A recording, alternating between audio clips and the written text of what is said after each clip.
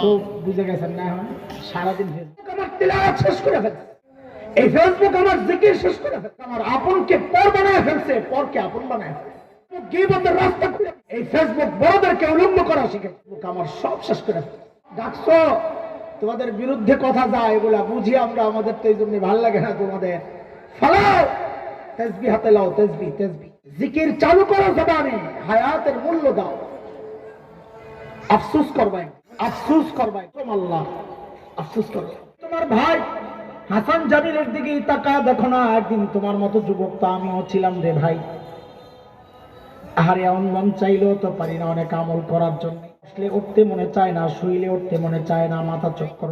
আফসোস করো, আমাকে আপনাকে বারবার সতর্ক করেছেন, আমরা সতর্ক হই না, এটা লাস্ট ওয়ার্নিং।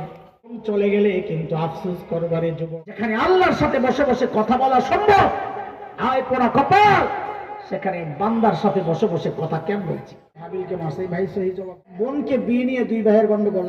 দুনিয়ার যত জালিম আছে সব জালিম এক জায়গায়, সবাই এক। সেটা হলো নিয়ম অনুযায়ী যদি জিততে না পারে, সিস্টেম মতো যদি জিততে না পারে, তো পেশি শক্তি দিয়ে জিততে যায়। কথাটা মনে বুঝেন নাই আপনারা? বুঝতে পারছি। সব জায়গায়, একেবারে দুনিয়ার সব জায়গায় নির্দিষ্ট নিয়মে যদি জিততে না পারে, তো জিতে কেমনি? নিজের ক্ষমতা, জোর করে নিজের ক্ষমতা দেখায়।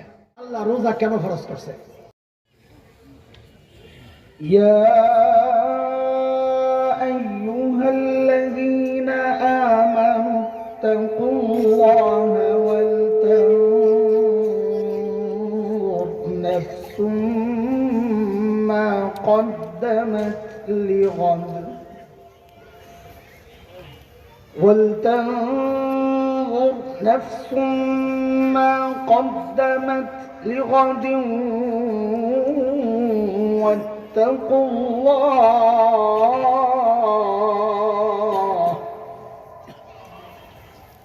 إن الله خبير بما تعملون.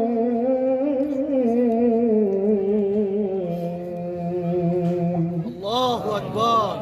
وقال رسول الله صلى الله عليه وسلم اغتنم خمسا قبل خمس، حياتك قبل موتك، وشبابك قبل هرمك، وصحتك قبل سقمك، وغناك قبل فقرك، وفراغك قبل شغلك، أو كما قال عليه الصلاة والسلام. صدق الله العلي العظيم، وبلغنا رسوله النبي الكريم، ونحن على ذلك لمن الشاهدين والشاكرين، والحمد لله رب العالمين. জিঞ্জিরা উত্তরপাড়া বাইতুল মামুর জামি মসজিদ ও যুব সমাজের উদ্যোগে আয়োজিত পঞ্চম বার্ষিক ওয়াজ মাহফিলের আজকের এই মুহূর্তের মুহতারাম সভাপতি, অতিথিবৃন্দ, হযরত উলামায়ে কিরাম, মুরব্বিয়ানে আযম, দূর দূরান্ত থেকে আগত ইসলাম প্রিয় সুধী সমাজ, প্রিয় ছাত্র ভাইয়েরা, যুবক বন্ধুরা, পর্দার আড়ালের মা ও বোন, আল্লাহ সুবহানাহু ওয়া তাআলার অশেষ মেহেরবানি যে মহান মালিক লাখো কোটি মানুষ থেকে বাছাই করে দিন এই মজলিসে আমাকে আপনাকে আসার বসার, কিছু কথা বলা ও শোনার তৌফিক দান করেছেন। সেজন্য মহান রবের শুকরিয়া আদায় করি, জবান খুলে প্রাণ খুলে কালিমাতুশ শুকর উচ্চারণ করি আলহামদুলিল্লাহ। কুরআন আল কারীমের সূরাতুল হাশরের একটা আয়াত আমি পড়েছি, 18 নম্বর আয়াত, এবং একটা হাদিস পড়েছি। এই দুইটাকে সমন্বয় করে নিজের হিদায়াতের উদ্দেশ্যে কিছু কথা বলতে চাই। যে আয়াতটা পড়েছি ওই আয়াতে আল্লাহ সুবহানাহু ওয়া তাআলা আমাকে আপনাকে বড় মায়া করে একটা ডাক দিয়েছেন, ইয়া আইয়ুহাল্লাযীনা আমানু। এই ডাকটা মালিকের বড় মায়ার ডাক। কুরআনুল কারীমের মধ্যে আল্লাহ ঈমানদার বান্দাকে দুই ভাবে ডেকেছেন। কোথাও ডেকেছেন ইয়া আইয়ুহান নাস, ইয়া আইয়ুহাল ইনসান, ও মানুষ। কোথাও ডেকেছেন ইয়া আইয়ুহাল্লাযীনা আমানু, ও ঈমানদারেরা। এই দুই ডাকের মধ্যে অনেক পার্থক্য। কি পার্থক্য? হযরত মুফতি শফি রহমতুল্লাহ আলাইহি বলেন, আমরাও আমাদের সন্তানকে ডাকার ক্ষেত্রে ওই পার্থক্যগুলো করি। আমরা কখনো কখনো আমাদের সন্তানকে ডাকি নাম ধরে, কথার কথা বলি, আয় আব্দুল্লাহ। তো সন্তান বুঝে বাবার মুড সুবিধার মনে হচ্ছে না, অজানা একটা আশঙ্কা তার মধ্যে কাজ করে যে বাবা হয়তো রেগে আছে, ডাকের নমুনা ভালো না। কিন্তু কখনো কখনো বাবা সন্তানকে, বাবা আর সন্তানের যে সম্পর্ক, ওই সম্পর্ক ধরে ডাকে, আব্বু।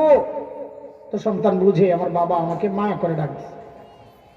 ঠিক আল্লাহ তাআলা যখন বলেন ও মানুষ, যেন আল্লাহ নাম ধরে ডাকছে, হয়তো রেগে আছে, কিন্তু যখন আল্লাহর সাথে বান্দার যে সম্পর্ক, ঈমানের সম্পর্ক, ওই সম্পর্ক ধরে যখন ডাক দিয়ে বলেন ও ঈমানদারেরা, তখন বুঝে নেওয়া যে আমার মালিক আমাকে বড় মায়া করে একটা ডাক দিয়েছে। নিশ্চয়ই কোনো দামি কিছু আমাকে বলতে চাচ্ছেন, যেটা আমার জন্য অনেক বেশি উপকারী। তা আমি যে আয়াতটা পড়েছি, এই আয়াত মালিক ডেকে কি বলছেন? আল্লাহ বলেন, ইয়া আইয়ুহাল্লাযীনা আমানুত্তাকুল্লাহ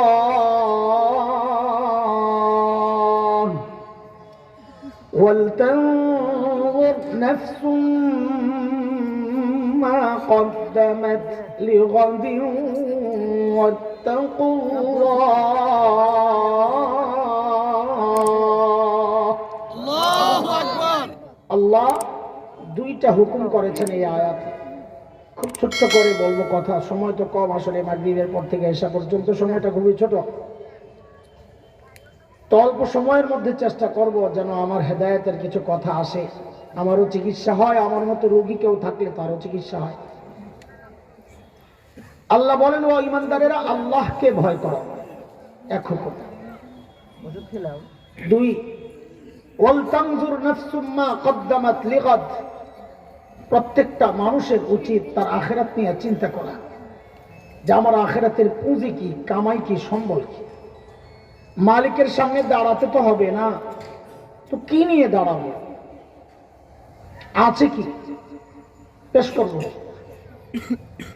এই চিন্তা আল্লাহ বলেন প্রত্যেকের করা উচিত। এমন না শুধু আপনারা করবেন বক্তাবাদ, শ্রোতা করবে বক্তাবাদ না, মুসল্লি করবে ইমামবাদ না, মুরিদরা করবে পীর সাহেববাদ না, না। এই চিন্তা প্রত্যেকের করা উচিত যে আমি আমার মালিকের সামনে কি নিয়ে দাঁড়াবো। আর এই চিন্তা তো নবী আলাইহিস সালাম নিজেও করেছেন। শাবান মাস যাচ্ছে না এখন, শাবান মাসে নবী আলাইহিস সালাম সবচেয়ে বেশি রোজা রাখছেন। একে তো রমজানে রোজা রাখছেন পুরোটাই, কিন্তু রমজান ছাড়া কোন অন্য মাসে রোজা সবচেয়ে বেশি রাখছেন নবী আলাইহিস সালাম কোন মাসে? এই যে এখন যে মাস চলছে এই মাসে, শেষের দিকের এক দুইটা বাদ দিয়া পুরো মাস রোজা রাখছেন। কেন রাখছেন? এত রোজা কেন রাখছেন? তো নবী আলাইহিস সালামের বড় এক প্রিয় পিচ্চি ছিল ছোট, হযরত উসামা ইবনে যায়েদ, নবী আলাইহিস সালামের পালক ছেলে উসামা। তো পালক ছেলের ছেলে হিসাবে নাতি মতো আর কি। তো নাতি যায় দাদাকে জিজ্ঞেস করতেছে, তো জিজ্ঞেস করার সময় আবার বলে নাই দাদা, তখন ঠিকই জিজ্ঞেস করছে ইয়া রাসূলুল্লাহ। কি বলেছে? ইয়া রাসূলুল্লাহ, আপনি এই মাসে এত রোজা কেন রাখেন? অন্য মাসে তো এত রোজা রাখতে দেখি না। মানে আখিরাতের চিন্তা যে নবী আলাইহিস সালাম কতটা করতেন নিজের ব্যাপারে, উম্মতের ব্যাপারেও তো করেছেন, নিজের ব্যাপারে কতটা করতেন, এই হাদিসের একটা ছোট্ট অংশ থেকে বোঝা যায়। দোস্ত, এত রোজা আপনি এই মাসে কেন রাখেন? তো নবী আলাইহিস সালাম এক জবাব দিয়েছেন, কারণ এই মাসটা হচ্ছে একটা অবহেলিত মাস, অবহেলার শিকার হতে পারে। কেন? কারণটা কি? কারণ হচ্ছে মানুষ যখন খুব গুরুত্বপূর্ণ কিছু পাওয়া যায়, তো সাথের ছোটগুলোর আর দাম থাকে না। একসময় দেখা যায় পকেটে 20 টাকাই অনেক দাম, রিক্সার জন্য লাগে, কিন্তু বহু হাজার টাকা পাওয়া গেলে ওই 20 টাকার আর দাম থাকে না। রজব এবং রমাজান দুই মাসের মাঝখানে হইল শাবান, সিরিয়াল রজব, শাবান, রমাজান।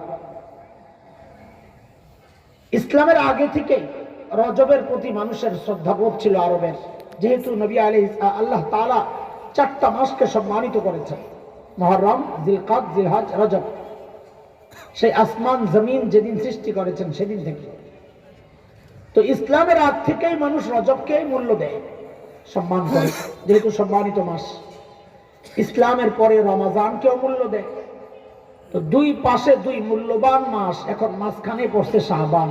তো এই মাসটাকে কেউ যদি আবার অবহেলা করে, তো নবী আলাইহিস সালাম সেজন্য বেশি বেশি রোজা রাখছেন। এক কারণ, দ্বিতীয় কারণ বলে এই মাসে বান্দার সারা বছরের আমল আল্লাহর কাছে জমা হয়। তা আমি রোজা এই জন্য রাখি যেন আমার আমলটা ওই অবস্থায় জমা হয় যে আমি রোজাদার। কেন? রোজা অবস্থায় আমল জমা হইলে কি লাভ? সূক্ষ্ম বিষয়, মুহাদ্দিসরা ব্যাখ্যায় বলেছেন এটা। রোজা অবস্থায় আমল জমা হইলে কি লাভ? মাঝে মধ্যে আমরা মাদ্রাসার জন্য একটু সহযোগিতা চাই, চাঁদা, মসজিদের জন্য চাই, ভাই কার কি আছে দেন।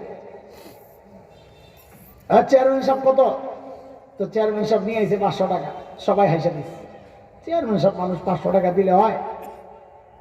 আরেক ধনকুবের বড় ধনী মানুষ, উনি নিয়ে আইছে 500 টাকা, সবাই না চলবো না। আরেকজন গরিব, ছেঁড়া ফাটা জামা, দেখতে বোঝা যায় লোকটা চেয়ে চেয়ে খায়, অসহায় মানুষটা। আস্তে আস্তে আইসা 10টা টাকা পেশ করছে, তখন ওই যে 500, 1000 দেখলে যা খুশি লাগে, তার চেয়ে বহু গুণে বেশি খুশি লাগে ওই জীবনে শূন্য মানুষ, ওই অসহায় মানুষটার 10 টাকা দেখলে। ঠিক কিনা আপনারাই বলেন?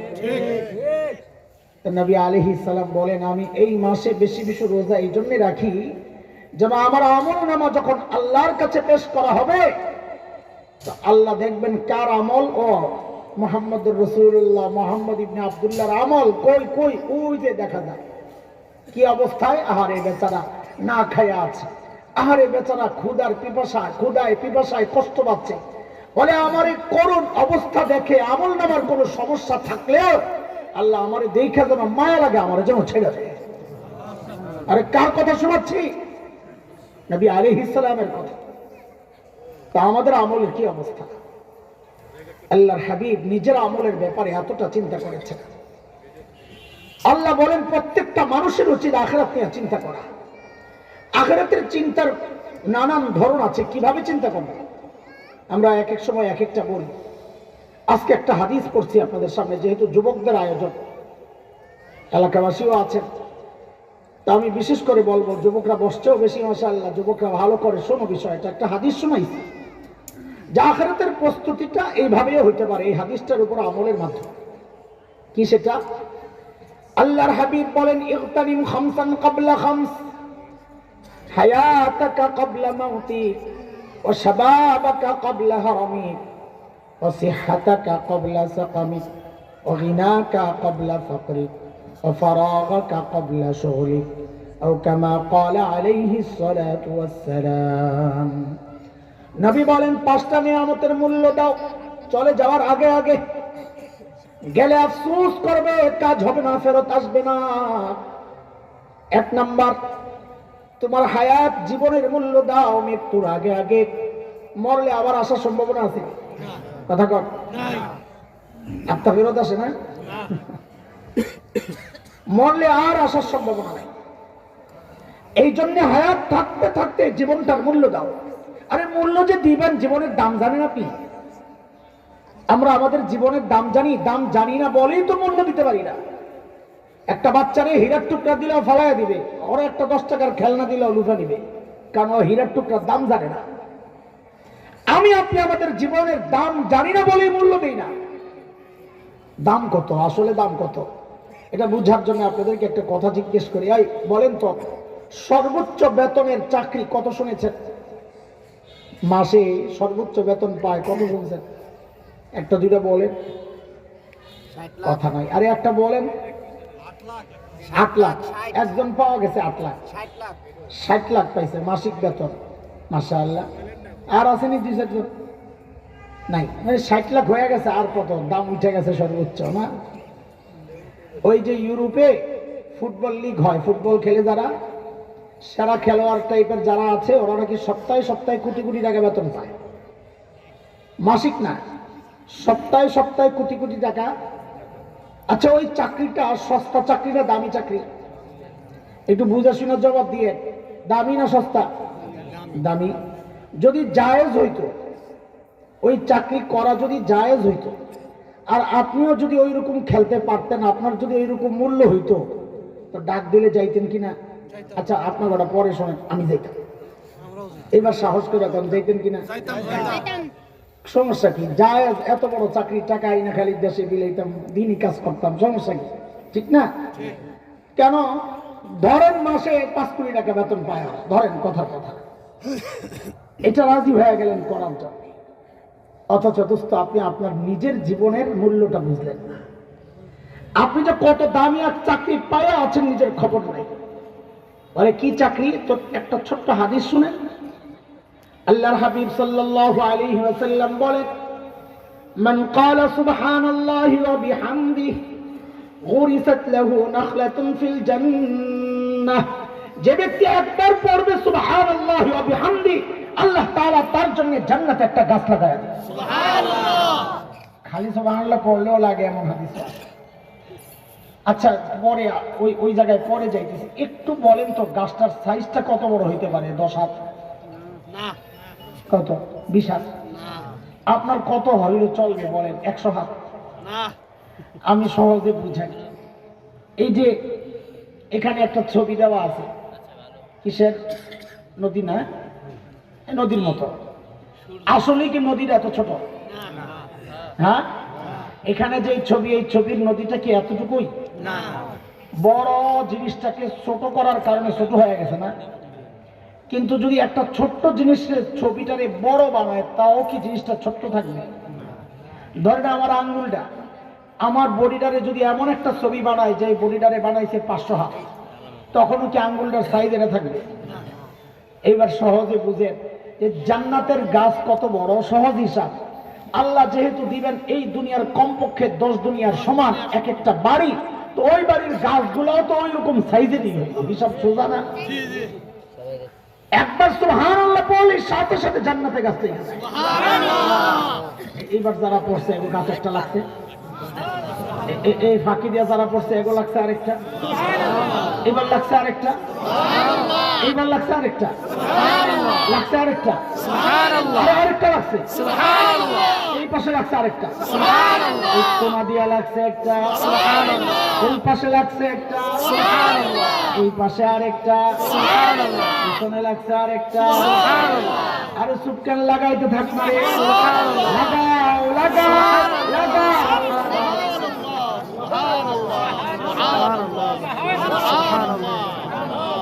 তো বুঝে গেছেন না? এখন সারাদিন ফেসবুক টিপেন, এখন খুব বুঝে গেছে। অথচ সারাদিন করি কি? সারাদিন করি কি বলে? কাজ তো আল্লাহ জবানের কোনো কাজ রাখে নাই। আল্লাহ কাজ দিয়েছেন হাতের, আল্লাহ কাজ দিয়েছেন পায়ের, জবানদারে আল্লাহ রাখছেন তুই। এই জবানের কাজ করে আঙ্গ, আপনার জবানের তো কোনো কাজ নাই, সারাদিন অবসর। এই জন্য বলি দোস্ত, খেয়াল করেন ও আমার অটোওয়ালা, রিক্সাওয়ালা, সারাদিন তুমি কষ্ট করো, হাত দিয়া প্যান্ডেল লাগাও, পা দিয়া চালাও, তুমি জবানটা চালু রাখো না কেন? কেন তুমি পড়ো না সুবহানাল্লাহ সুবহানাল্লাহ সুবহানাল্লাহ? দুনিয়ায় এই শরীরের ঘাম দিয়া তুমি পয়সা অর্জন করছো, আর আল্লাহ জানায়া দিচ্ছেন নবীর মাধ্যমে, বান্দারে আমি তোর জন্য জান্নাতে বাগান সাজাচ্ছি। পাখি দিয়ে আবার লাগাই দিচ্ছে আরেকটা। দেখছেন অবস্থা? থামানো যায় না। এখন আর সারাদিন খালি ফেসবুক চালা। আহা আহা, এই ফেসবুক আমার তিলাওয়াত শেষ করে ফেলছে, এই ফেসবুক আমার জিকির শেষ করে ফেলছে, এই ফেসবুক আমার আপনকে পর বানায় ফেলছে, পরকে আপন বানায় ফেলছে। এই ফেসবুক গীবতের রাস্তা খুলে দিচ্ছে, এই ফেসবুক বড়দেরকে উলঙ্গ করা শিখেছে। আহা, এই ফেসবুক আমার সব শেষ করে ফেলছে।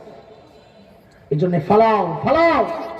যুবক ডাকছো, তোমাদের বিরুদ্ধে কথা যায়, এগুলা বুঝি আমরা, আমাদের তো এই জন্য ভালো লাগে না তোমাদের। ফালাও, তেসবি হাতে লাও, তেসবি তেসবি। জিকির চালু করো জবানে, হায়াতের মূল্য দাও। আফসোস করবা একদিন, আফসোস করবা একদিন। কি বলে বলে ইয়া লাইতানি কদ্দামতু লিহায়াতি, আরে সময় মতো যদি একটু পুঁজি বানায় আসতাম তো আজকে আর এই বিপদে পড়া লাগে না। যখন দেখবো গুনার আমল নামা ভারী হয়ে গেছে সেদিন আফসোস করবো, কি করলাম দুনিয়ায়, কি করলাম। ইয়া লাইতানি ইত্তাখাযতু ফুলানান খালিলা, অমুককে যদি বন্ধু না বানাইতাম, ওকে বন্ধু বানানোর কারণে বিভিন্ন নোংরা লিঙ্ক দিতে আমি বসে বসে দিচ্ছি। একজন আল্লাহ ওয়ালাকে যদি দোস্ত বানাইতাম, একটা নেককারকে যদি বন্ধু বানাইতাম, ও আমাকে জিকির শিখাইতো, তিলাওয়াত শিখাইতো, আমি তা করতাম। কি করলাম, কসম আল্লাহ, আফসোস করলাম। লা হাওলা ওয়ালা কুওয়াতা ইল্লা বিল্লাহ। আল্লাহর হাবিব বলেন 2 নম্বর শাবাবাকা ক্বাবলা হারামিক, যৌবনের মূল্য দাও বার্ধক্যের আগে আগে। এর যুবক, এখন তো যৌবন আছে, শক্তি আছে, একটা সময় এমন চলে আসবে মন তো চাইবে ইবাদত করতে, কিন্তু শরীর সায় দিবে না। শরীর সায় দিবে না। মসজিদের মধ্যে দেখবা পেছন কাতারে চেয়ার আর চেয়ার, চেয়ারের মধ্যে বসে বসে মুরব্বীরা নামাজ পড়েন। আর এই মানুষটা যদি সেজদার দাম আর মূল্য জানতো তো সেজদা না দেওয়ার, না দিতে পারার এই কষ্টে তার তো কলিজা ছেড়ে যাওয়ার কথা। কারণ আল্লাহ তাআলা বলেছেন, আল্লাহর নবী বলেছেন সাল্লাল্লাহু আলাইহি ওয়াসাল্লাম, ইন্না আকরাবা মা ইয়াকুনুল আবদু মির রাব্বিহি ওয়া হুয়া সাজিদ, একজন বান্দা আল্লাহর সবচেয়ে নিকটে পৌঁছে যায় যখন সে সিজদায় লুটায়। সুবহানাল্লাহ। এই মানুষটা এখন সিজদা দিতে চায়, কিন্তু তার কোমর সায় দেয় না, হাঁটু সায় দেয় না। একদিন তোমারও মন চাইবে সিজদা দিতে, মনে রাখো তখন কোমর সায় দিবে না, হাঁটু সায় দিবে না। এই তোমার ভাই হাসান জামিলের দিকে তাকায় দেখো না, একদিন তোমার মতো যুবক তো আমিও ছিলাম রে ভাই। আহারে এমন মন চাইলেও তো পারি না অনেক আমল করার জন্য। বসলে উঠতে মনে চায় না, শুইলে উঠতে মনে চায় না, মাথা চক্কর মারে। এখন মাঝে মধ্যে আফসোস লাগে আর কান্দি বসে বসে। বালে হইছি 35 বছর উপরে হয়ে গেছে, 34 বছর। আফসোস লাগে, এই 34 বছর কি করলাম। প্রতিদিন 2 রাকাত অতিরিক্ত নফল নামাজ পড়লে আজকে আমল নামায় আমার কতগুলো নফল নামাজ জমা। প্রতিদিন একবার করে অতিরিক্ত ইস্তেগফার পড়লে আজকে আমল নামায় কতগুলো ইস্তেগফার জমা। আর কই কই ঘুরে ঘুরে জীবনটা শেষ করলাম, আর কই কই আড্ডা দিয়ে জীবনটা শেষ করলাম। যুবক, আফসোস করো। এখন আয়নায় যখন দেখি দাড়ি পাকা, সাদা পাকা, চুল পাকা, কলিজাটা মোচড় দিয়ে ওঠে, আরে সময় তো শেষ। এরে বাবা, দাড়ি সাদা হওয়ার, চুল সাদা হওয়ার মানে জানি না। আল্লাহ আমাকে আপনাকে বারবার সতর্ক করেছেন, আমরা সতর্ক হই না। এটা লাস্ট ওয়ার্নিং। আমার সামনে গাছের পাতা পড়েছে, আল্লাহ আমাকে সতর্ক করেছেন, এ হাসান জামিল, যেই জিনিস ধরে ওই জিনিস ঝরে, তুই একদিন ঝরে যাবি। আমি সোজা হই নাই। আমার সামনে আল্লাহ সূর্যকে ডুবায়া আমাকে সতর্ক করেছিলেন, এর হাসান জামিল, যেই জিনিস ওঠে ওই জিনিস কিন্তু ডুবে, একদিন তুইও ডুবে যাবি। আমি সোজা হই নাই। আমার সামনে আমার বাবার লাশটারে পাঠায়া কবরে আল্লাহ সতর্ক করেছেন, একদিন তুইও তোর সন্তানের সামনে দিয়া কবরে যাবি। আমি তো সোজা হই নাই। একদিন আমার মার লাশটা আমার সামনে দিয়া পাঠাইছেন, আমি দাঁড়ায়া দাঁড়ায় কাঁদতেছিলাম। আমাকে আমার রব সতর্ক করেছেন, রে হাসান জামিল, একদিন তোর সন্তানের সামনে দিয়াও তোর লাশটা যাবে, তোর সন্তানগুলো আব্বু আব্বু বলে কান্না করতে থাকবে। তাও দেখে আমি সোজা হই নাই। এইবার শুরু হয়ে গেছে শরীরের মধ্যে ডাইরেক্ট অ্যাকশন। এরে বাবা, এই চুল সাদা হওয়া, দাড়ি সাদা হওয়া মানে আল্লাহ আমাকে জানাই দিচ্ছেন, বান্দারে এত এত কিছু দিয়া সতর্ক করলাম, তুমি সোজা হইলি না। এইবার শরীরের একটা অংশের মৃত্যু শুরু হয়ে গেছে, যে কোনো মুহূর্তেই মালাকুল মউত কাপ করে ধরে ফেলবে, যে কোনো মুহূর্তে ধরে ফেলবে। ধরার আগে সোজা হোক, নবী বলেন ধরার আগে সোজা হোক, হায়াতাকা ক্বাবলা মাউতিক, মরার আগে সোজা হও, যৌবন চলে যাওয়ার আগে আগে সোজা হও। যৌবন চলে গেলে কিন্তু আফসোস করবারে যুবক, আজকে যেই সময় ফেসবুকে লাগাও ওই সময়টা তিলাওয়াতে লাগায়া দাও, যখন পারবা না তখন আল্লাহ আমলনামায় তিলাওয়াতের সওয়াব পৌঁছাইতে থাকবেন। হাদিসের কথা। আজকে সুস্থ অবস্থায় 3 নাম্বার, সুস্থতাকে মূল্য দাও। সুস্থ আছো, ইবাদত করে নাও। অসুস্থ অবস্থায় যদি ওই ইবাদত করতে না পারো, আল্লাহ তাআলা আমলনামায় ওই সুস্থ অবস্থার ইবাদত গুলো উঠাইতেই থাকবেন। সুবহানাল্লাহ। কিন্তু এখন না করলে অসুস্থ অবস্থায় গেলে আর শরীর সায় দিবে না, মন চাইলেও পারবে না। পুঁজি সমৃদ্ধ যা করার এখনই করে, আরে রাখলেই তো হয়, রাখলেই তো হয়, জমা হয়ে যাচ্ছে, আর রাখলেই তো জমা হয়ে যাচ্ছে। একটা মুহূর্ত নষ্ট করবো না, আল্লাহ রাস্তায় হাতে পায়ে ধরে বলে চাই, অযথা বসে বসে গল্প করবো না। আমাদের বড়রা বলেন এইভাবে, আরে যেখানে আল্লাহর সাথে কথা বলা সম্ভব, বান্দা তুমি মাখলুকের সাথে কেন কথা বলো? একটু নামাজে দাঁড়াইলে তো মালিকের সাথে কথাবার্তা শুরু হয়ে যায়, একটু কোরআনের তেলাওয়াত করলেই তো মালিকের সাথে কথাবার্তা শুরু হয়ে যায়। যেখানে আল্লাহর সাথে বসে বসে কথা বলা সম্ভব, আয় পোড়া কপাল, সেখানে বান্দার সাথে বসে বসে কথা কেন বলছি? আপনি বুঝেন না, বাসর রাতে দিছে, এখন বিবির সাথে কথা বলার সুযোগ, আপনি বসে বসে ফোনে দোস্তের লোকের কথা বলেন, তা আপনার বিবি কি করবো? অসুস্থ মানুষ, এটা অসুস্থ, মানসিক অসুস্থ অথবা শারীরিক অসুস্থ, একটা তো হয়েছে। নাহলে এই রাতে সারা জিন্দগির মানুষের একটা কল্পনা থাকে, কখন কিভাবে কি কথা বলবে, সাজায়া গুছায়া রাখে। সেই প্রথম দিন যায়, এখন সে বন্ধুর সাথে ফোনে বসে বসে কথা বলে। তোর মতো বোকা আর পাগল দুনিয়ায় কে আছে বলে? এই সব পাগলামি চলছে আমাদের মধ্যে। যেখানে আল্লাহর সাথে কথা বলা সম্ভব একটু তিলাওয়াতের মাধ্যমে, যেখানে আল্লাহর সাথে কথা বলা সম্ভব একটু নামাজের মাধ্যমে, সেখানে আমি বান্দার সাথে বসে বসে কথা বলি। তার কোন বান্দা? যে বান্দা আমার জাহান্নামের রাস্তা দেখায়। আল্লাহ ওয়ালার সাথেও তো না, আরে আল্লাহ ওয়ালার সাথে কথা বললেও তো দিলটা একটু পাল্টাইত, আল্লাহ ওয়ালাদের সোহবতে গেলেও তো দিলটা পাল্টাইত। তা না, কই কই কই কই কার কাছে যাই, খুঁজে খুঁজে সমাজের সব নষ্ট মানুষগুলোর তালাশ করি। আফসোস করা লাগবে এই কথা বলে বলে, আহারে অমুককে যদি বন্ধু না বানাতাম। আল্লাহ,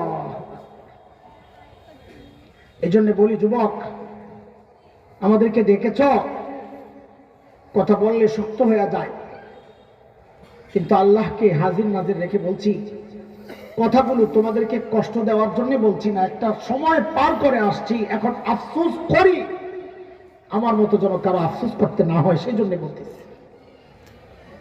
নিজে আফসোস করি, নিজে আফসোস করি, আল্লাহর কসম খায়া বলে আফসোস করি, আল্লাহর কসম খায়া বলে আফসোস করি। কি করলাম? হায় কি করলাম?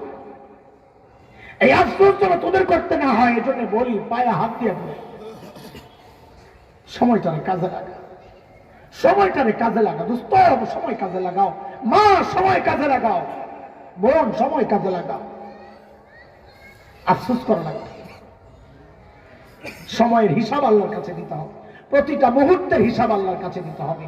ওই যে বলছিলাম আখিরাতের প্রস্তুতির ধরনটা কেমন হবে, আমার প্রতিটা কথা বলার সময় আমি চিন্তা করব আমার আখিরাতের লাভ আছে না লস আছে। প্রতিটা কাজ করার সময় চিন্তা করব আমার আখিরাতের লাভ না লস। আখিরাতের লাভ লস চিন্তা করে যে কাজ করবে, সে দুনিয়াও আটকাবে না, সে আখিরাতেও আটকাবে না, ইনশাআল্লাহ। সুবহানাল্লাহ, ইনশাআল্লাহ। আমি যে আয়াতটা পড়েছি, সেই আয়াতে আল্লাহর দ্বিতীয় হুকুম, আত্তাকুল্লাহ, আল্লাহকে ভয় করো। এটা এক জরুরি আমল, আল্লাহকে ভয় করা। কারণ মানুষ আল্লাহকে ভয় করলে সে গুনাহ করতে পারে না। আপনাদেরকে কোথায় শোনাইছে এই জায়গায়, আপনাদেরকেও শোনাই, আমি শেষ করবো, সময় বেশি নাই। হ্যাঁ, আচ্ছা, বাহিরের মাইক বন্ধ করে দিলে করছে। আচ্ছা, ঠিক আছে, বাইরের মাইক বন্ধ করছি। এখানে মনে হয় 8টায় জামাত না? আচ্ছা ঠিক না, 8টায় আমারে বললো 8টায়, আজকে 8টায়, আজকে 8টায় আমি ঘুরে রাখছি সামনে। আল্লাহ হযরত আদম আলাইহিস সালাতু ওয়াস সালামের প্রথম দিকের 2 ছেলের নাম কি বলেন? হাবিল কাবিল। হাবিল কাবিল। আপনারা জানেন কি না এক ভাই আরেক ভাইরে মারছে? যে জি জানি। কে কাকে মারছে? কাবিল হাবিল রে মারছে।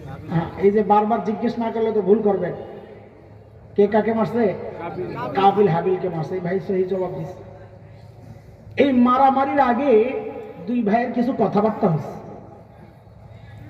সেই কথাগুলো আল্লাহ কোরআনে এনেছেন। সূরা মায়েদা 27-28 কয়েক আয়াতে পুরো ঘটনাটা আছে। আমি 2টা আয়াত পড়ি, এরপরে শুনেন কি বলতে চাচ্ছি। আল্লাহ বলেন, ওয়াতলু আলাইহিম নাবা বনি আদম বিল হক إذ قربا قربانا فتقبل من أحدهما ولم يتقبل من الآخر قال لأقتلنك قال إنما يتقبل الله من المتقين الله أكبر لئن بسطت إلي يدك لتقتلني ما أنا بباسط يدي إليك لأقتلك إني أخاف الله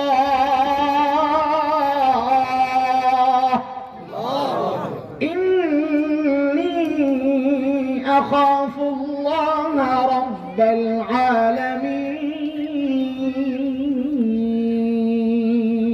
الله أكبر এক বোনকে বিয়ে নিয়ে 2 ভাইয়ের গন্ডগোল, আকলিমা। ওই হিস্ট্রিতে গেলে সময় যাবে, আমি খালি সংক্ষেপে এতটুকু বললাম। তো হিসাব মতো পায় হইল হাবিল। এখন বোনটা সুন্দরী হওয়াতে কাবিল ছাড় দিবে না, না আমি বিয়ে করব। তো বলে চল কোরবানি দিয়ে, এই সময় সিস্টেম ছিল এটা, যার কোরবানি কবুল হবে সে বিয়ে করবে। এখন যেমন লটারি দেয়, ওইটা ওই সময় ছিল এই সিস্টেম। কোরবানি কোরবানি কেমনে কবুল হইতো? ওই যে জইলা আসমানে উঠা দেয়, এই হলো কোরবানি কবুল। তো 2 জনে কোরবানি দিছে, কোরবানি কবুল হয়েছে হাবিলেরটা। কাটটা? দুনিয়ার যত জালিম আছে সব জালিম এক জায়গায়, সবাই এক। সেটা হলো নিয়ম অনুযায়ী যদি জিততে না পারে, সিস্টেম মতো যদি জিততে না পারে, তো পেশি শক্তি দিয়ে জিততে যায়। কথাটা মনে বুঝেন নাই আপনারা? বুঝতে পারছি। সব জায়গায়, একেবারে দুনিয়ার সব জায়গায় নির্দিষ্ট নিয়মে যদি জিততে না পারে, তো জিতে কেমনে? নিজের ক্ষমতা জোর করে, নিজের ক্ষমতা দেখায়।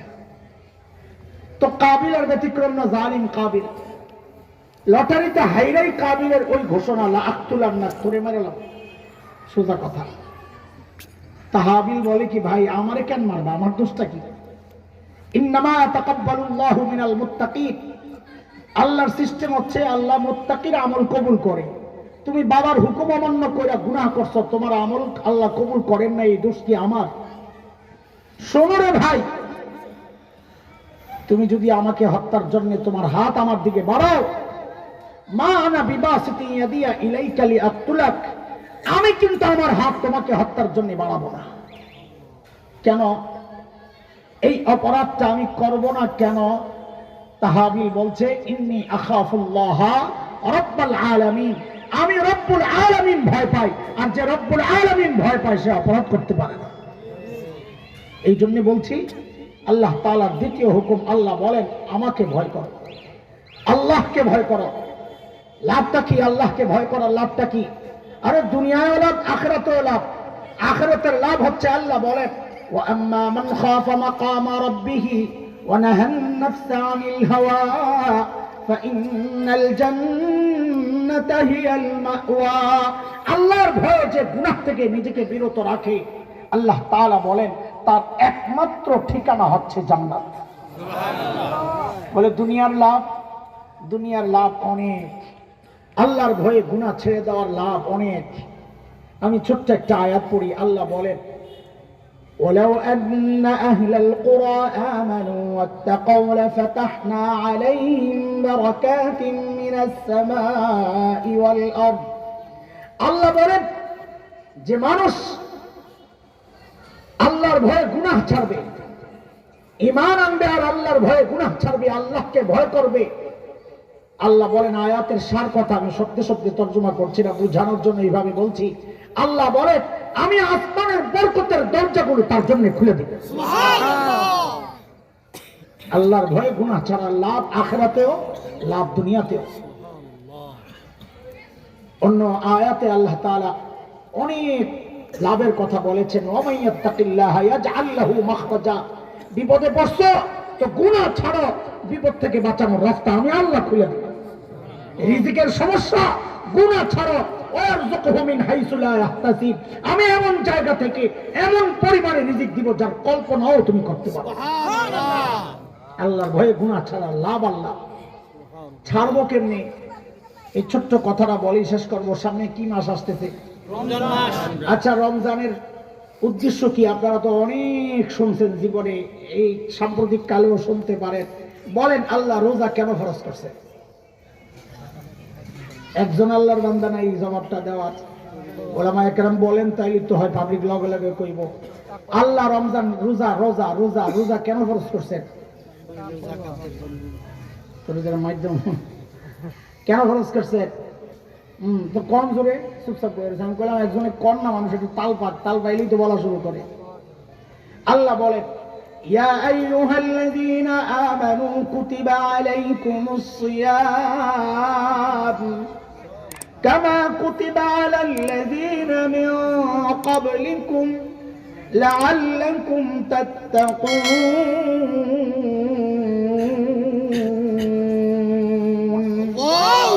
আল্লাহ বলেন, ও ঈমানদারেরা, তোমাদের উপর রোজাকে লিখে দেওয়া হয়েছে। ফরজ করা হয়েছে এই কথা বলা হয় না, লিখে দেওয়া হয়েছে। এটার অনেক বেশি গুরুত্ব রাখে। আমি এখন ওই ব্যাখ্যায় গেলে ঝামেলায় পড়ে যাব। আমার কথা আরেক জায়গায়। কেন? যেন তোমরা মুত্তাকি হয়ে যাও। বোঝা গেল রোজার মধ্যে এমন কিছু আছে যে মানুষকে মুত্তাকি হওয়ার একটা প্র্যাকটিস করায়। কি সেটা? কি সেটা? দেখেন, দুনিয়ায় এই একমাত্র আমল যা একটা অপরাধীও যদি করে সে গোপনে এই আমল নষ্ট করে না। আপনি খেয়াল করেন, একটা দুষ্ট লোক রোজা রাখছে, সে ঘরে গোপনে পানি খায় না, না খায়। একটা চোর ডাকাত রোজা রাখছে, সেও গোপনে পানি খায় না, কিচ্ছু খায় না। কেন? কারণ রোজার মধ্যে আর কিছু থাকুক আর না থাকুক, ওই অনুভূতিটা প্রত্যেকের দিলের মধ্যে তৈরি হয় যে আমার কেউ না দেখলেও একজন দেখতেছে, এই ডরে সে কিচ্ছু খায় না। এটাই হচ্ছে তাকওয়া, আল্লাহর অনুপস্থিতি, আল্লাহর ভয়ে। আল্লাহ দেখতেছে, দুনিয়ার কেউ নাই। আমি ছোট্ট করে অন্যভাবে আর একটু বোঝাই আপনাদেরকে। প্রত্যেকটা মানুষকে গুনাহ করতে দুইটা জিনিস উৎসাহিত করে। কয় জিনিস বলেন? এক নম্বর হচ্ছে একাকিত্ব। কি? একা হইলেই দেখবেন গুনাহ করতে মনে চায়। এই মানুষের ভাবনার বিরুদ্ধে আল্লাহ জবাব দিচ্ছেন, ওহুয়া মাআকুম আইনামা কুনতুম। তুই যেখানেই থাকস না কেন, আমি আছি, তুই একা কোথায়? দুই নাম্বার যেই জিনিসটা মানুষকে গুনাহ করতে উৎসাহিত করে সেটা হচ্ছে আমাকে কেউ দেখছে না তো। এই চিন্তাটাও মানুষকে গুনাহ করতে উৎসাহিত করে। এই ভাবনার বিরুদ্ধে আল্লাহ জবাব দিচ্ছেন, আলাম ইয়ালাম বিআন্নাল্লাহা ইয়ারা, সে জানে না আমি তাকায় আছি। দেখে না মানে কেউ না দেখলো আমি দেখতেছি। প্রত্যেকটা মানুষ নিজেকে গুনাহমুক্ত রাখার জন্য এটা একটা দারুণ চিকিৎসা। কি? এই অনুভূতিটা দিলের মধ্যে জাগানো যে আমাকে কে দেখতেছে, আল্লাহ। এটা তো আমরা জবাব ঠিকই দিছি, কিন্তু আপনাদের আরো সুন্দর করে যেন এই প্র্যাকটিসটা হয়, তো কোরআনের সাথে শব্দ মিলাইয়া আমি আপনাদেরকে নতুন করে শিখাই। নতুন একটা পুরান জিনিসই আমি আপনাদেরকে একটু মশ করাই। আজকে থেকে আমাদেরকে কে দেখতেছেন জিজ্ঞেস করলে বলবেন না আল্লাহ, বলবেন কি? করিম রব দেখতেছেন। বলেন আমার সাথে, কে দেখতেছেন? সবাই বলেন, কে দেখতেছেন? করিম রব দেখতেছেন। এটা কেন বলতেছি? কোরআন আল কারীমের সূরা ইনফিতারের মধ্যে এই বিষয়ক যে আয়াত আসছে সেখানে এই শব্দটাই আসছে। আল্লাহ বলেন, বান্দা যখন গুনাহ করে তো আল্লাহ পেছন থেকে ডাকতে থাকেন, দেখতে থাকেন আর ডাকতে থাকেন। কি বলে? ইয়া আইয়ুহাল ইনসান মা গররাকা বিরাব্বিকাল কারীম। আল্লাহু আকবার। ওই মানুষ, ওই কারীম রবের ব্যাপারে তোরে কে ধোঁকায় ফেলে? এই ডাক্তার যে ওজনটা কত এটা আমরা বুঝতে পারছি না। আমি একটু বুঝাইয়া দিই সংক্ষেপে, যদি একটু ওজনটা বুঝে আসে। কারীমের অর্থটা বুঝলেই ওজনটা কিছুটা বুঝে আসে। কারীম কাকে বলে? অদস্ত মনোযোগ আছে শেষ মুহূর্তে, যুবকরা কথা কও, মনোযোগ আছে তোমাদের? কারীম কাকে বলে? কারীম কাকে বলে? আরবিতে কারীম বলা হয় ওই দাতাকে যিনি না চাইতেই দেন। বলেন কাকে বলে? বলেন কাকে বলে? ভাই হাত দাও, হাত দাও। হাই আসলে হাত দিতে হয় না। তোমার ভিতরের এই বিষাক্তটা বাতাসটা সবাই কেন খাবে? এটা এটা শুধু ভদ্রতা না, এটা দিন। এটা কি দিন? হ্যাঁ, দিনের মধ্যেই ভদ্রতা, এক কথা। তো বলেন কারীম কাকে বলে? ওই দাতাকে যিনি না চাইতে। আচ্ছা এবার বুঝে শুনে জবাব দেন। এই যে আমার চোখটা চায়া পাইছি না চায়া? কানটা, জিভটা, আচ্ছা শরীরের একটা অঙ্গ দেখান যেটা আল্লাহর কাছ থেকে চায়া পাইছি। বলেন, আরে বলেন তাড়াতাড়ি। একটাও চায়া পাই নাই। যেই সত্তাই সব কিছু না চাইতে দিয়েছেন তাকে আরবিতে কি বলে? তো আল্লাহ তাআলা, আমি আপনি যখন গুনাহ করি তো আল্লাহ ডাকতে থাকেন, এই কথা বলেই, ইয়া আইয়ুহাল ইনসান মা গররাকা বিরাব্বিকাল কারীম। ও মানুষ, ওই কারীম রবের ব্যাপারে তোমারে কে ধোঁকায় ফেললো? ও ভাই, ওজনটা এখনো বুঝে আসে নাই, কারণ এই ডাকের মধ্য দিয়ে কত গভীরের মায়ার দিকে ইঙ্গিত এটা আমরা বুঝতে পারছি না। একজনের ছোট্ট একটা উদাহরণ শুনি, তাইলে বোঝাটা আরো সহজ হবে। বলেন তো, আল্লাহ ছাড়া, রসুল ছাড়া আমাদেরকে সবচাইতে বেশি ভালোবাসেন কে? মা। জোরে বলেন, আরো জোরে। আরে মার কলিজায় কত মমতার, দরদ আর ভালোবাসা, এটা মা ছাড়া দুনিয়ার কে জানবে? আমরা মায়ের স্নেহ পাইছি, কিছুটা অনুভব করি, কোরআন সুন্নাহ পড়েছি, মাসআলা পড়েছি, কিছুটা অনুভব করি, কিন্তু পুরা বুঝার মতো ক্ষমতা তো নাই। ছোট্ট একটা মাসআলা শুনেন, মা ভালোবাসা কত। কোন সন্তান যদি বাবা মার আগে মারা যায় তো মাসআলা হইল বাবা সন্তানের লাশের পেছনে পেছনে যেতে পারে, বাবা সন্তানের কবরেও নামতে পারে। বলে কেন, বাবার কলিজায় মায়া নাই? বলে আছে। বাবাও চিৎকার করে করে কাঁদবেন, কিন্তু বাবাকে আল্লাহ ওই শক্তি মনোবল দিয়েছেন, বাবা সন্তানকে দাফন করে উপরে ওঠার মতো ক্ষমতা রাখে। কান্না করবে কিন্তু কাজ করতে পারে। কিন্তু কোন মায়ের জন্য সন্তানের লাশের পেছনে যাওয়া চলবে না, কোন মায়ের জন্য সন্তানের কবরে নামা চলবে না। কেন? দুনিয়ায় এমন কোন মা নাই যে সন্তানকে দাফন করার জন্য পেছনে পেছনে যায়া সন্তানের কবরে নেমে সন্তানকে দাফন করে আবার সুস্থ অবস্থায় উপরে উঠবে, এমন কোন মা দুনিয়ায় নেই। কথা ঠিক কিনা বলে? নিজ লাশ হয়ে সন্তানের সাথে শুয়ে পড়ে। অদস্ত একটু ছোট্ট করে জিজ্ঞেস করি, এই যে মার হৃদয়ে এতটা মমতার, ভালোবাসা, মায়া, কারণটা কি? মা আমার চোখ বানাইছেন সেই জন্য। জবাব দেন তাড়াতাড়ি, শেষ করেন। চোখ বানাইছেন সেই জন্য, কান বানাইছেন সেই জন্য। মার হৃদয়ে এত মায়া মমতা, আমার জিহ্বা বানাইছেন সেই জন্য। তো কেন মা আমার কি বানাইছেন? একবারে বলেন তো কি বানাইছেন? বলেন কি বানাইছেন? কিছু বানান নাই, কিছুই বানান নাই। অল্প কয়েকদিন ভাড়াটিয়ার মতো পেটে ধারণ করেছেন, হওয়ার পরে লালন করেছেন, তাতেই মার কলিজায় এত মায়া। আহ আহ, কিচ্ছু বানান নাই, আমার মা আমার কিচ্ছু বানান নাই, তাতেই মার কলিজায় এত মায়া। হায় আল্লাহু আকবার! তাইলে যে আল্লাহ আমার চোখ বানাইছেন ওই আল্লাহর কত মায়া, যে আল্লাহ আমার কান বানাইছেন ওই আল্লাহর কত মায়া, যে আল্লাহ আমার হাত পা বানাইছেন ওই আল্লাহর কত মায়া, যে আল্লাহ আমার এত এত নিয়ামত দিয়ে বাঁচায় রাখছেন ওই আল্লাহর কত মায়া। ওই মায়ের ডাকটাই মালিক দিতে থাকেন। আমি আপনি যখন গুনাহ করি কি বলে? বলে ইয়া আইয়ুহাল ইনসান মা গররাকা বিরাব্বিকাল কারীম।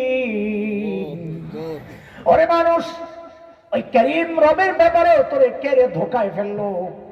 যেই চোখ দিয়া তুই গুনাহ করতেছস রে বান্দা, ওই চোখ তো তোর ওই নায়ক নায়িকা দেয় নাই, আমি কারীম রব দিছি, তোরে না চাইতেই দিছি। যে কামটা তুই গুনাহ করতেছস, আরে জালিম, ওই কাম তো তোর গায়ক গায়িকা দেয় নাই, আমি কারীম রব দিছি, তাও না চাইতে দিছি। আমার দেওয়া কান দিয়া তুই আমার নাফরমানি করস রে বান্দা।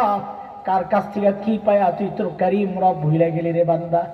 রে দোস্ত, আল্লাহর ডাকের মধ্যে যেন এই কথাগুলাও আছে। রে বান্দা, তোর মা বাবার সামনে তুই গুনাহ করস না, তোর শ্বশুর শাশুড়ির সামনে তুই গুনাহ করস না, তোর বাচ্চার সামনে তুই গুনাহ করস না, তোর মুরব্বীর সামনে তুই গুনাহ করস না। আর আমি কারীম রব বলতেছি, আমি তাকায় আছি, ডাকতেছি, তাও তুই গুনাহ ছাড়স না। কিরে বান্দা, আমার দাম বুঝি তোর কাছে তোর বাচ্চার চেয়ে কমে গেল রে, আমার দাম বুঝি তোর কাছে তোর মায়ের চেয়ে কমে গেল। আমি বলতেছি, আমি তাকায় তাকায় ডাকতেছি, তাও তুই গুনাহ ছাড়স না, আর ওদের সামনে তুই গুনাহ করস না। আরে ভাই, আরে দোস্ত, প্রত্যেক গুনার সময় যদি খালি এই চিন্তাটা দিলার দিমাগের মধ্যে বসানো যায় যে আমারে কে দেখতেছেন, জোরে কর, জোরে কর, ঠিক করে কর, রব্বে কারীম দেখতেছেন। কে দেখতেছেন? আর কি করতেছেন? ডাকতেছেন। বলেন দেখতেছেন, আর বলেন দেখতেছেন, আর একটা কথা লাগাইয়া দেন, ফেরেশতারা লিখতেছেন। বলেন ফেরেশতারা কয় কথা হইল? আমারে কে দেখতেছেন? কে দেখতেছেন? কি করতেছেন? ফেরেশতারা কি করতেছেন? আহা, সব লেখা হয়ে যাইতেছে। রব্বে কারীম দেখতেছেন আর ডাকতেছেন, ফেরেশতারা লিখতেছেন। এই চিন্তাটা যদি দিল আর দিমাগের মধ্যে বসানো যায়, আল্লাহর কসম খায়া বলি, আল্লাহর কসম খায়া বলি, একটু প্র্যাকটিস করে দেখেন, ইনশাআল্লাহ, ইনশাআল্লাহ গুনাহ ছেড়ে দেওয়া সহজ হয়ে যাবে। ওই প্র্যাকটিসটাই রমজান মাসে হয়। তো আল্লাহ বলেন, রোজা ফরজ করছি আমি এই জন্যে যেন ওই বারবার এই কেউ না দেখলো আল্লাহ দেখতেছেন, এই প্র্যাকটিসটা বান্দা সারা মাস করবে, এটা যেন অব্যাহত থাকে সারা বছর। এই জন্যই আল্লাহ তাআলা আমাদের উপর রোজাকে ফরজ করেছে। ইনশাআল্লাহ, ইনশাআল্লাহ আল্লাহ তাআলা দুইটা হুকুমের কথা বলেছি সূরা হাশরের 18 নম্বর আয়াত তিলাওয়াতের মাধ্যমে, যা আল্লাহ আমাদেরকে দুইটা হুকুম করেছেন। এক হচ্ছে, এই ইমানদার আমাকে ভয় করো। আমরা আল্লাহকে ভয় করব। আল্লাহকে ভয় করার মানে হচ্ছে আল্লাহকে ভয় করে গুনাহকে ছেড়ে দেওয়া। ভয় করি বলি করি, বাপরে বাবা, আল্লাহ গেলে আমার মারবো রে ভাই রে, এইটারে কয় না আল্লাহরে ভয় করা। বুঝে আসছে কথা?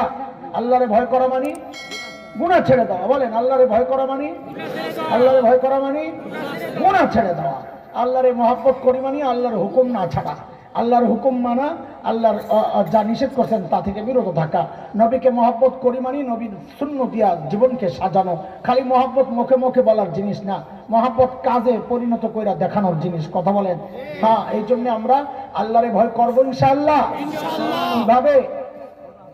গুনাহ ছাড়ার মাধ্যমে। বলেন কিভাবে? আরেকটা হুকুম আল্লাহ করেছিলেন আখিরাতের প্রস্তুতি নেওয়ার জন্য, নিব ইনশাআল্লাহ। কিভাবে? ওই যে নবী বলেছেন 5 জিনিস, জীবনের মূল্য দাও মৃত্যুর আগে আগে এইভাবে, যৌবনের মূল্য দাও বার্ধক্যের আগে আগে ওইভাবে, সুস্থতার মূল্য দাও অসুস্থ হওয়ার আগে আগে ওইভাবে, হ্যাঁ, অবসর সময়ের মূল্য দাও ব্যস্ত হওয়ার আগে আগে ওইভাবে, আর গরিব হওয়ার আগে আগে এই সচ্ছলতার মূল্য দাও, দান সদকা করো। তাইলে অসময়ে তুমি না পারলেও আল্লাহ অসময় সময়ের আমলের সওয়াব আল্লাহ অসময়ে উঠায়া দিতে থাকবেন ইনশাআল্লাহ তাআলা। আল্লাহ তাআলা আমাদেরকে যেভাবে আল্লাহকে ভয় পেলে আমরা জাহান্নাম থেকে বাঁচবো, যেভাবে আখিরাতের প্রস্তুতি নিলে জান্নাত পাবো, আল্লাহ ঠিক ওইভাবেই আমাদেরকে আমলগুলো করার তৌফিক দেন। আমিন। ওয়া আখিরু দাওয়ানা আলহামদুলিল্লাহি রাব্বিল আলামিন।